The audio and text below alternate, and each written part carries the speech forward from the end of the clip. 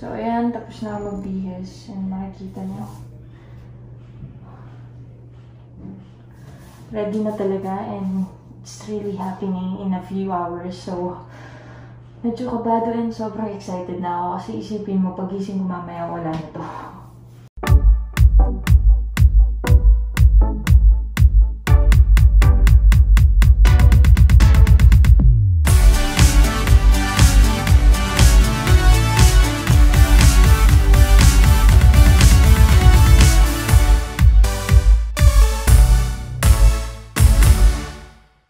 So, Bagons, today is Monday and 3 days na lang tapos operation ko na. Ngayon, i-check yung swab test ko and lab test. Sana okay lahat para mag-proceed na agad sa surgery. And ayun lang. Excited na ako. Sana okay. Then Wednesday, surgery na agad. So, balitaan ko na lang kayo. So, nakauwi na ako from the hospital. Well, actually, kasama ko si Chini sa hospital. Kasi kahit ayaw niya tong gagawin ko, wala naman siyang magagawa. Kasi, ganun naman eh, kapag mahal mo yung partner mo, kahit ayaw mo, susuportahan mo siya sa bagay na alam mong ikakasaya niya and gusto niyang gawin para sa sarili niya. So, I'm so thankful na nandyan si Chini and all the people na around me na talagang sinusuportahan ko. So, explain ko sa inyo kung bakit ko to gagawin. Una sa lahat is that gusto ko talaga to. Matagal ko siyang pinag-isipan and gustong-gusto ko talaga. Gusto ko mawala yung boobs ko. Yun yung pinakauna kong rason and ayoko magpaka-plastic sa inyo kasi yun nga talaga yung gusto ko.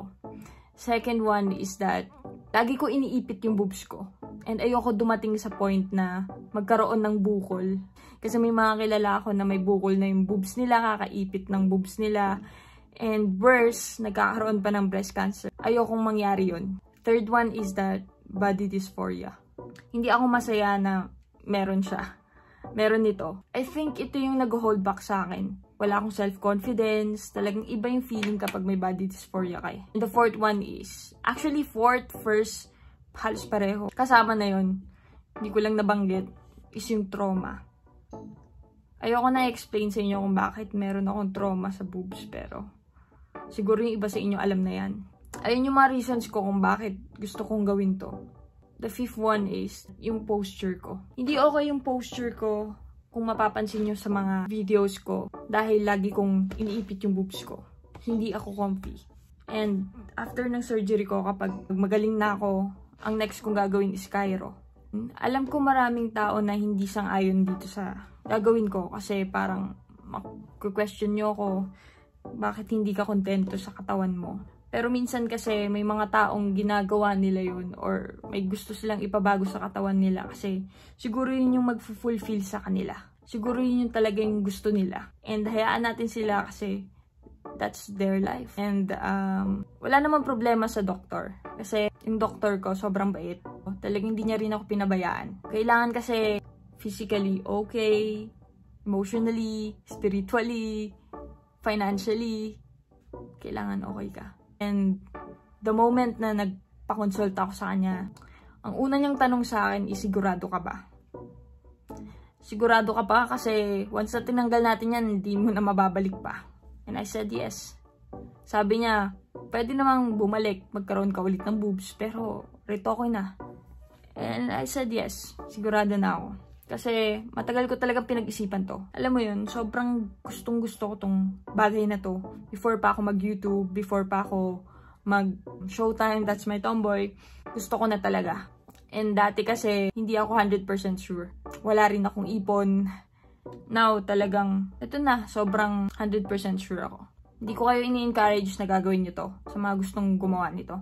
Kasi kung 50-50, hindi kayo sigurado, huwag nyo nang gawin. Alamin nyo muna, magpa-consult muna kayo sa mga doctors nyo.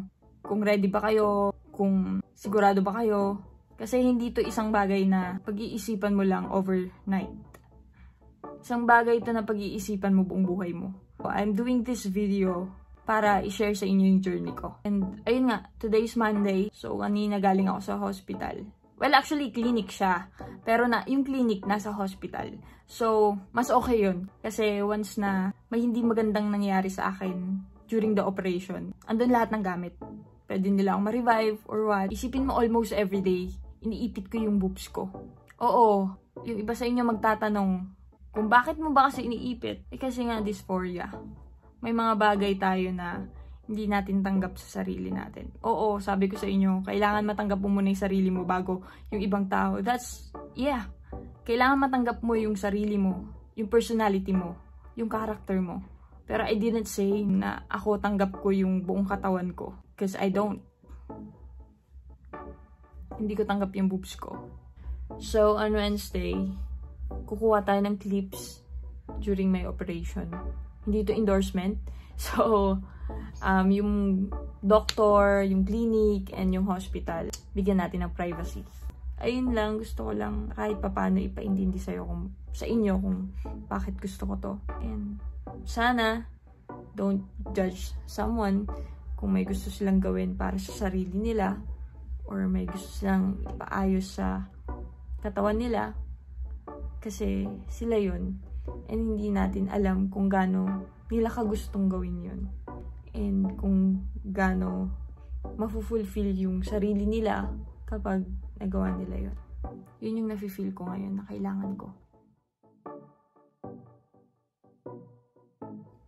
So, Wednesday na ngayon. This is the day, guys. Paalis na kami, papunta na kami ng hospital. Tapos, kasi 9 AM yung surgery. So, maaga talaga kami ngayon. Last day ko na mag-supporter ngayon. And pag gumaling na yung sugat ko, excited na ako na isuot yung mga t-shirt na gustong-gusto kong isuot. O kahit anong t-shirt, pwede ko na isuot. Hindi dahil hindi bakat. Kasi kung mapapansin nyo sa mga videos ko dati, pare-parehong t-shirt yung mga sinusuot ko. And puro black sila. Ngayon, excited na ako mag-white shirt or kung anong shirt man yan. Balitaan ko na lang kayo mamaya.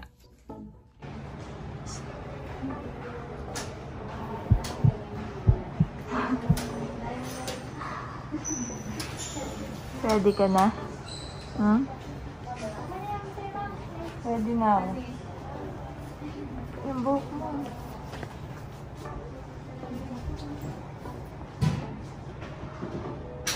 Nakabahan ka? No?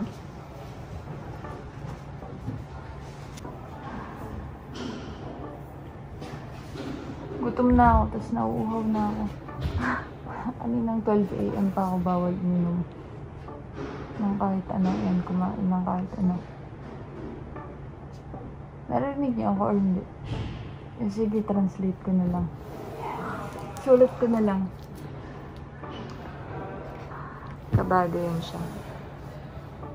Hindi, medyo lang. Excited. Excited.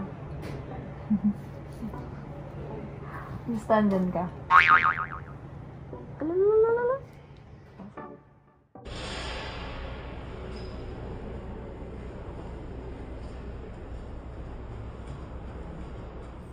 So, ayan. Tapos na magbihis. And makikita niyo.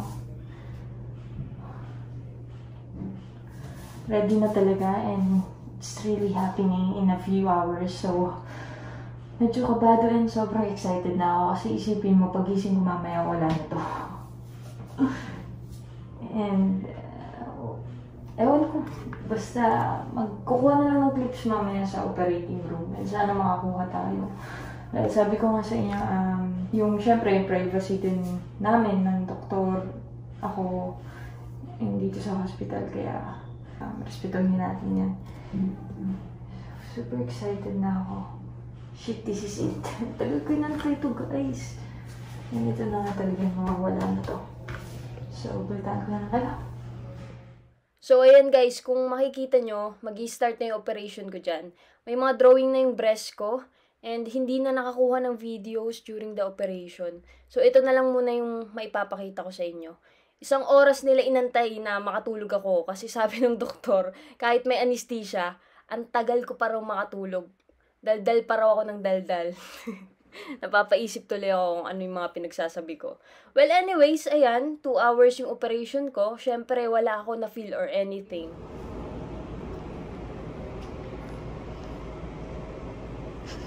Nandito na ako sa recovery room. Ayan, kagigising ko lang. And kanina nung unang gising ko, sobrang nahihilo pa ako. Pero ngayon, medyo okay naman na. Kakalagay lang din nila ulit ng pain reliever sa swero ko kasi ayan na. Kasi masakit na yung tahi. Ayun, wala na akong boobs.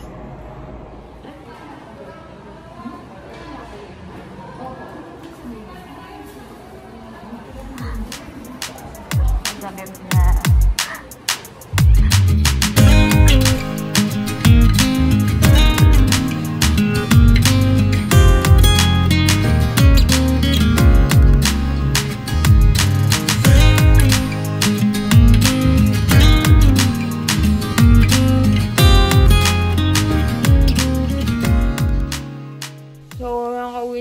Bahay, sinundo ako ni Kat tsaka ni Chini. Ayan.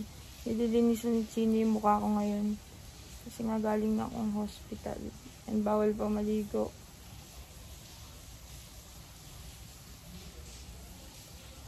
Sa Friday pa.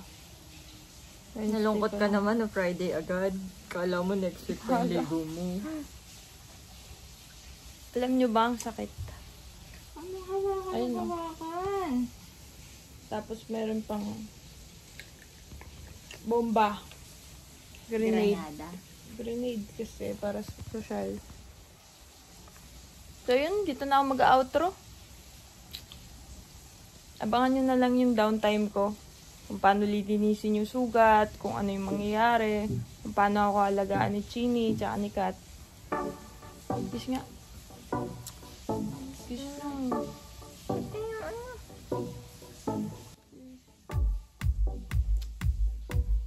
Ingat na ingat ka naman. So, bye. Bye guys. Bye bacons. Sali ka sa vlog. Hi, Bacons! Sabihin mo dali. Hi, Bacons! Wala nang ready yung daddy ko. Bacons! Hello! Ba't pa ganyan? Imbis na gumagaling ito, likot-likot mo kasi.